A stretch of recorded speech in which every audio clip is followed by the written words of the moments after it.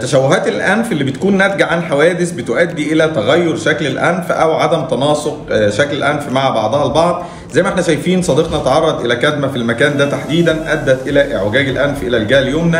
كمان حصل في بروز موجود في ظهر الأنف زي ما احنا شايفين، وتدلي وسقوط لأرنبة الأنف. نوريكم النتيجة بعد العملية مباشرة إن شاء الله.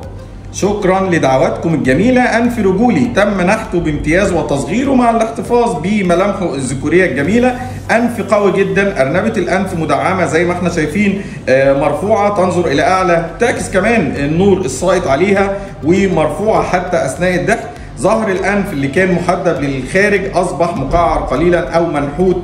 ظهر الأنف اللي كان محدب للخارج أصبح مستقيم، وعظام الأنف من أعلى تم نحتها. شكرا لكم، في انتظار تعليقاتكم على الفيسبوك واليوتيوب والإنستجرام إن شاء الله.